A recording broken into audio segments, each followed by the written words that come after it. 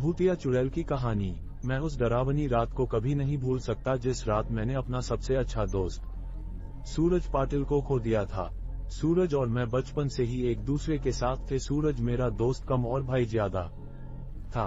10वीं कक्षा के बाद हम दोनों ने लातूर के एक प्रतिष्ठित कॉलेज में प्रवेश लिया। हमारे लिए लातूर शहर अनजान था, पर कुछ ही दिनों में हम उस शहर का चप्पा चप्पा जान गए थे, क्योंकि सूरज और मैं पूरे दिन गांव में बाइक से घुमा करते थे। हम दोनों रोज रोज उसी शहर में घूमकर बोर हो चुके थे, इसलिए एक रात हमने लॉन्ग ड्राइव पर जाने का फैसला किया। हमने कामी गांव के जंगल में जाने का प्लान बनाया। हम कामी गांव के जंगल में कभी नहीं गए थे, पर हमने सिर्फ इतना सुना था कि कामी गांव का जंगल सिर्फ नाम का जंगल है, क्योंकि वह हरे भरे पेड़ों के सिवाय कुछ नहीं था। क्योंकि उस जंगल में जो भी जंगली जानवर थे वो शिकार के कारण खत्म हो चुके थे, इसलिए रात में लॉन्ग ड्राइव पर जाने के लिए वह जंगल बिल्कुल सुरक्षित था। और उसी रात पूर्णमासी की रात भी थी, मौसम भी अच्छा था, इसलिए मैं सूरज के साथ कामी गांव के जंगल में जाने के लिए राजी हो गया। रात के 11 बजे हम कामी गांव के जंगल में दाखिल हो गए। हमने जैसा सुना था वैसे ही जंगल का रास्ता मक्खन की तरह मुलायम था। हमारी बाइक हवा से बातें करने लगी थी। वाकई बहुत मजा आ रहा था, पर मुझे इस बात से हैरानी हो रही थी कि हम जंगल के इतने अंदर दाखिल हो चुके थे, पर तब भी हमें रास्ते में एक भी गाड़ी दिखाई नहीं दे रही थी। जंगल का पूरा रास्ता सुनसान पड़ा हुआ था। तभी रास्ते में हमें एक पुल दिखाई दिया। सूरज ने उस पुल के बीचों बीच बाइक रोक दी। वह अंग्रेजों के द्वारा नदी में बनाया गया 100-200 साल पुराना ब्रिज था। पुल के बगल में एक बड़ा सा बोर्ड लगा हुआ था और उस पर लिखा हुआ था एस्ट जॉर्जे ब्रिज। हम दोनों पुल पर गए और खड़े हो गए। पुल के नीचे से नदी बह रही थी और कोमल हवाएं चल रही थी। नदी के बहती हुई पानी में चांद दिखाई दे रहा था। इतने में दूर जंगल से भेड़िए की रोने की आवाज आई और पुल के ऊपर से बहने वाली हवाएं अचानक रुक गई। नदी का पानी थम सा गया और चांद एक काले बादल के पीछे गायब हो गया। तभी हमारे सर के ऊपर से एक टिटहरी भयंकर आवाज में चीखती हुई मडराने लगी। मालूम वो हमसे कह रही थी कि यहाँ से जल्दी से भाग जाओ। मैं सूरज, यहाँ कुछ अच्छा नहीं लग रहा है। टिटहरी का चीखना मतलब हमारे चारों तरफ खतरा मंडरा रहा है, हमें जल्दी यहाँ से निकल जाना चाहिए। सूरज, अरे भाई कुछ अशुभ नहीं होता, बस ये अंधविश्वास है, यहाँ खड़े रहो और चुपचाप नजारा देखो। तभी मैंने सूरज से कुछ दूर पुल के पास एक औरत को खड़े देखा। दूर से तो वो दिखने में सुंदर लग रही थी, पर वह पुल के नीचे नदी में झांक रही थी। मैं उसकी तरफ देख ही रहा था कि इतने में वो औरत पुल के ऊपर चढ़ गई। मैं, सूरज अपने पीछे देख, वो औरत क्या कर रही है। सूरज ने पीछे मुड़कर देखा, वो औरत अभी भी पुल के रीलिंग के ऊपर चढ़कर नदी में देख रही थी। सूरज, भाई वो खुदकुशी करने की कोशिश कर रही है। सूरज ने मुझसे कहा, खुदकुशी? ये सब सुनकर मेरे हाथ पैर कांपने लगे, क्योंकि जब मैं एक बच्चा था तब मेरे दादाजी ने खुद को फांसी लगा करके खुदकुशी कर ली थी, और वो मैं ही था जो उन्हें पहली बार फांसी पर लटकते हुए देखा था।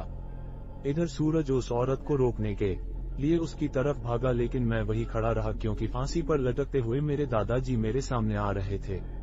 सूरज तेजी से चिल्लाया, अरे चाची क्या कर रही हो, उतरो, वहां से गिर जाओगी। सूरज की आवाज सुनकर मैं होश में आया। सूरज उस औरत के बहुत ही करीब जा पहुंचा था और तभी वो औरत नदी में कूद गई। तब तक मैं दौड़ते हुए सूरज के पास जा पहुंचा। वो औरत हमारे सामने नदी में डूब रही थी और चीख रही थी, बचाओ बचाओ, पर हम उसे सिर्फ डूबते हुए देख रहे थे, क्योंकि हम दोनों बहुत ज्यादा डर गए थे। वो औरत मदद के लिए बुला रही थी। फिर तभी सूरज ने अपनी टी-शर्ट उतारा और पुल के रीलिंग पर चढ़ गया।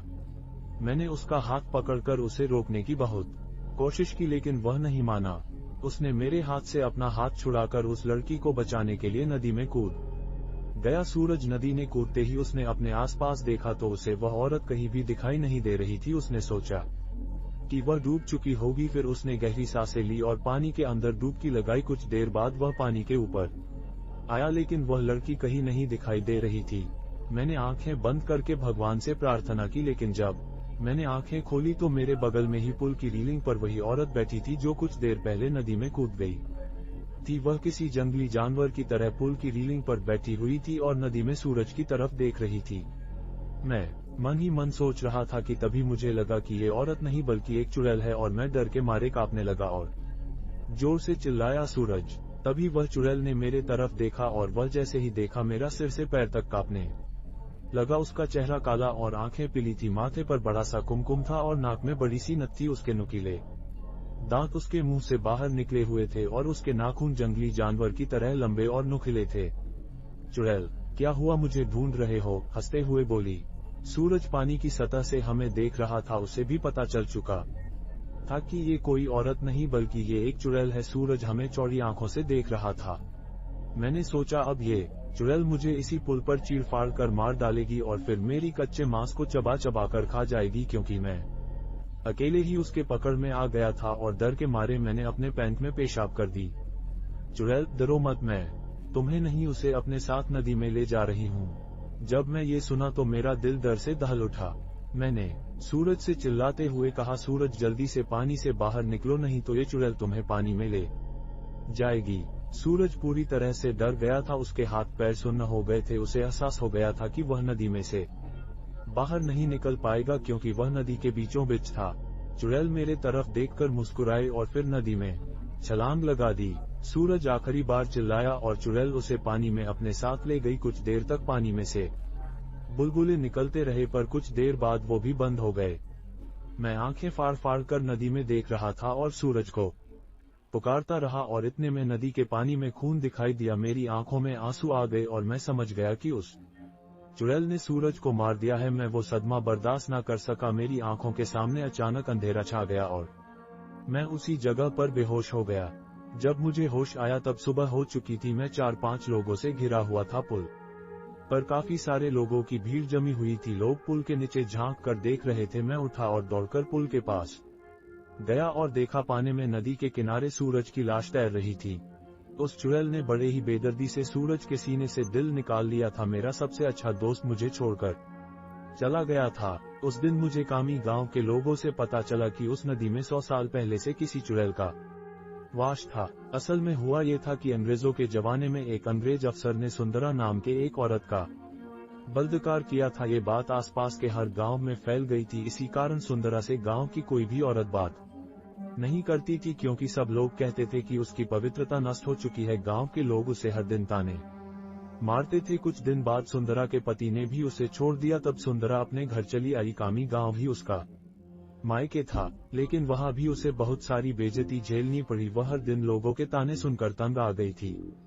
इसलिए एक दिन पूर्णमासी की रात सुंदरा ने कामी गांव के एस्ट जॉर्ज ब्रिज से नदी में कूदकर खुदकुशी कर ली थी। मरने के बाद वह चुड़ैल बन गई और पूर्णमासी की रात सुंदरा उस ब्रिज पर आती थी और लोगों को इसी तरह कपट से अपना शिकार बनाती थी।